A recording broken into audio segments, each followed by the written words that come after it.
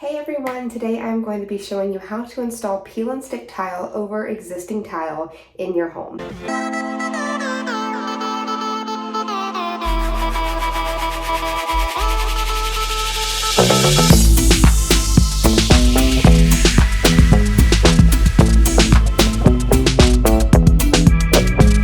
Time for me, but I've done some research and I'm really excited because I know it can work. Let me show you the space I'm going to be applying it in. This is the bathroom before. This tile came with the home. It's very odd. You can see close up it's got like leaf imprints on some of them. This step up, I can't really do anything about it this time. This is what I got from Home Depot. I got all white marble, but I have seen people do alternating of the dark and the white, but they only had this one for me. So this is what I got. Something a little interesting about this project is my new tile, the peel and stick ones, are a different size than the original. So I am gonna be re-grouting and things. You can see here how thin this is. So let's get started. Step one is just gonna be to clean your floor because you can see here, it was very dirty. And any speck of dirt you don't clean first is gonna adhere to that sticky part and immediately it's gonna stick less to your floor.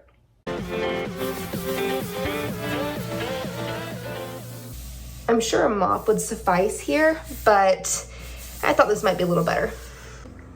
Yeah, that was definitely a must.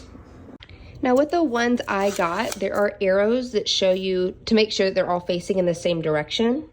For instance, if you do them opposite and you put them down, they're not gonna flow together. However, unfortunately, I have realized that some of these are not correct, so double check the direction of your pattern and make sure they're not going to be all wonky.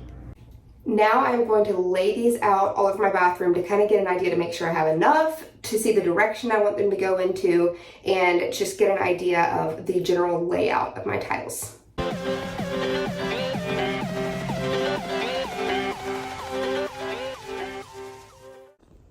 This is a pretty small bathroom and it used an entire box with 30 in the package and I still have to do up here. I got 2 boxes, so I should be set there. A pro tip I would love to take credit for, but it's actually on the back of the box. Make sure that you're mixing the tiles from different boxes because they may have been made on different days and they might slightly vary. So if you mix them together, they're gonna flow better. For those who are interested, here is the back of the box, so you can pause it. There's some great information, like what is approved and what is not approved for your subfloors. And this might be helpful if you haven't yet purchased your tile. I'll be honest, on the instructions it says to start the tile in the very middle so it's all centered. For me personally, there's going to be such a tiny sliver already that if I perfectly center it, there's going to be about this big of tile on each side, and with grouting it's going to get messy. So I'm leaving mine the way that it is. Of course, this is totally your call. Another thing that's totally your call is grouting. I personally saw the reviews on Amazon or Home Depot for these tiles, and I did not like the ones that were not grouted. It just looked very cheaply DIY'd. So if you want it to look more upscale, if you want it to look like real tile, you will want to grout. I got this pre-mixed grout to save time. You can mix it yourself if you want to save money. And I got these little spacers on Amazon, like 1-day shipping. I'll link all of this stuff in the description below. I'm starting with just this outer corner against the wall so I can use that as a gauge for the rest of the tiles. Okay, first tile, terrifying moment of truth. Let's remove this backing and stick it firmly to the ground. Try to avoid touching it so none of the dirt gets on the sticky.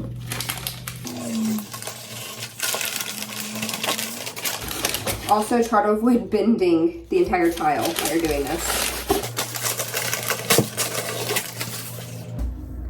Okay, I'm getting in the very corner. I'm also realizing that mine is not completely straight. Let me show you. The previous owners of this house DIY'd so much. So if I put it in the exact corner, I'm gonna have gaps on both sides. And if I do it on one, I'm gonna have a bigger gap on this side. Change of plans. So I'm actually going to start with a tile because this tile was laid straight. I'm gonna center a tile within that tile. You can do it on it if it's the same size. And I'm gonna work off of this instead of cutting every single piece and hoping it is perfect at first. I want to get the majority of the room laid first. And in case you were wondering, I just peeled this up. I'm going to show you how hard it is to peel it up once it's down, in case you have to. It's pretty hard, and the main thing is it's bending it, so it may not work the same after I peel it up. Peeling it up did leave a dent. You can kind of see it right there. So I'm not going to use this one unless I have to. All right, I just put this one in the center of this tile. You can see it is evenly spaced on all 4 sides, so it's going to be center, and now I can start building off of this. I'm going to show you something with these spacers. If you've never done tiling before or peel and stick tiling, you may never have used these little spacers. Now, common sense would tell you that you put them in the corner, right? I mean, that seems logical. But you actually take that paper off and stick them in between like this. I'm interested to see if these work because these tiles are so thin. Yeah, see how thin this thing is? This sucks. So it's obviously not going to work because it's just gonna fall over, and I need to be able to have it stand up. Tile is tall, so it would just sit on the edge. I actually cut the bottom of this one off so I can use it on these tiny little ones. It's better standing up whenever I have both hands to work with it. And I'm gonna use the tile and kind of go under it to make sure it's perfectly spaced so I can install that, or I can apply that grout after I'm done tiling. Okay, I have 3 on the floor so far. Here's what I've learned.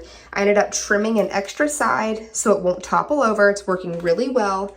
I used 2 of those, leave them there. I peel off just one side of my tile, wedge it where it needs to go, make sure it's nice and straight, pushed up against these spacers, and then I peel the rest off while laying it down.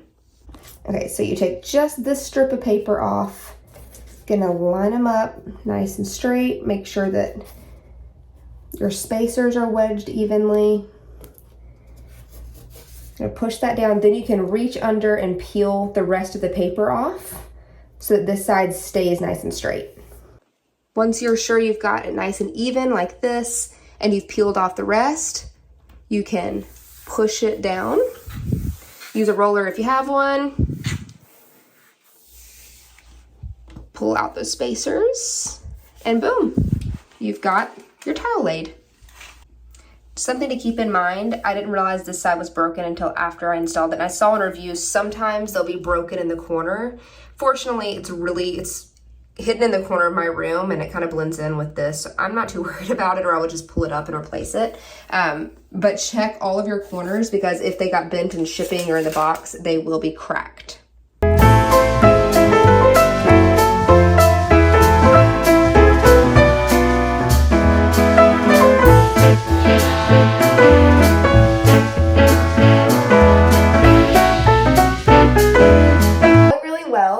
This many done so far, 10 done so far. I'm gonna just kind of focus on getting the rest down, and I'm gonna come back to y'all once I get to the weird cuts, especially around the toilet, but also around the edge of the walls. Oh my gosh, it looks so good. Okay, so we're gonna do this cut first in the corner, and I'm just gonna get the piece. This might not be the piece I use, but just to show y'all what's gonna happen. So I've got this new one. You make a mark right here, boop, boop, boop. And then you're gonna move it here and make a mark right here, boop, boop, boop. And then draw the straight lines, and you're just gonna cut that piece out with a razor, and it will slide right in. This one's one of the easier cuts. I even left a little notch because we have some exposed underfloor there. Shove it in. Oh my gosh, I did it. Wow. Now, if you just have a simple cut, straightforward, this might not be the way that you're supposed to do it, but this is what my brain likes the most. So I keep in mind that I'm gonna be cutting off half, and I try to aim to use this half. So like when I'm looking at it, I'm not gonna line it up like this to see if it flows better, which it does flow great, but I'm gonna look and kind of estimate, is this gonna look good right here? And I think it will. You can kind of tell it's a similar half. This half looks like this half. So anyways, I'm gonna lay it where it needs to go. Be cautious of any liner. Push it as far as you can. Put it exactly where it's going to go. And this is where I do things probably a little sketchier than most. I'm gonna get another square right here, put it on top, and I'm going to put this square right where the bottom one is. So I line that one up. That's not perfectly lined up, but you get the gist. Line it up perfectly with the one underneath. Make sure this top one is pushed, and then I'm just going to trace the edge of this one, and I have the perfect shape. Again, that may not be how the pros do it, but it works for me, and it's how I got this cut right here. So it works. At some point, you may get to the point where you have to go around the toilet or around some curve, so I'm gonna give you a little trick on how to do that. Okay, so you wanna get a piece of paper that's the same size as your tile. I'm just gonna use the back of one of them, but I'm gonna cut to make sure it's the exact same size all the way around. Okay, so I've got my scissors. I am just going to, hope this doesn't rip. It's ripping a little bit, so don't drag like I just did. You just want to cut gently along the edge so that you have the same size as your tile, and do that on all four sides. Okay, it's all cut. I'm going to gently remove my paper from the entire back of the tile. The key here is you want to be able to see the creases on the next step, so don't make a lot of bends. You want to get it off as gently as possible with no rips, no folds. Like right there, I was starting to fold. And no bends. Now, I have my paper. Get tape, because I'm having to use price stickers because I don't know where my tape is, and I'm tired of this project, so here we go. All right, next you are going to tape this piece of paper where your tile is going to lay. Okay, ta-da. All right, so now what I'm gonna do is I'm gonna go along the edge of this with both hands, because this tape is terrible. Hello, tape. And as I'm going, I'm just going to cut it with a razor.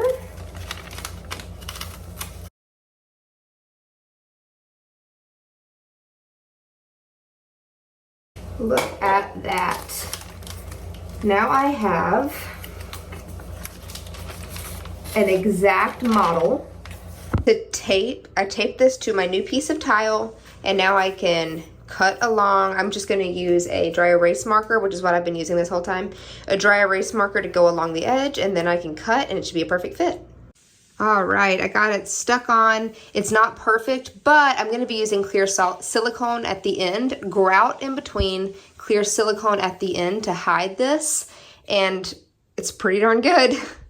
We're gonna finish up with the area around the toilet, and then we'll be done. Because caulking and grouting is somewhat optional in this project, and there are so many tutorials online to do it, I'm gonna skip showing that in this video just to save time and energy, because I am exhausted. My ADHD is kicking in. I want this project to be done, so it's pretty easy to find that online, and then I'll show you how it turned out. I'm done. I still have to decorate, but I'm gonna show you how the floor turned out. Here it is. Honestly, I would never know that it's not real tile. I did grout in between as planned. Even though the guy at Lowe's did everything but call me borderline insane for trying to grout peel and stick tile. He said it couldn't be done.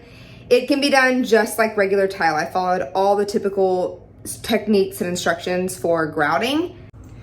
You can see I grouted or caulked, I can't even remember which, around the edge. I had to touch up paint, and I still kind of need to, but it looks really good.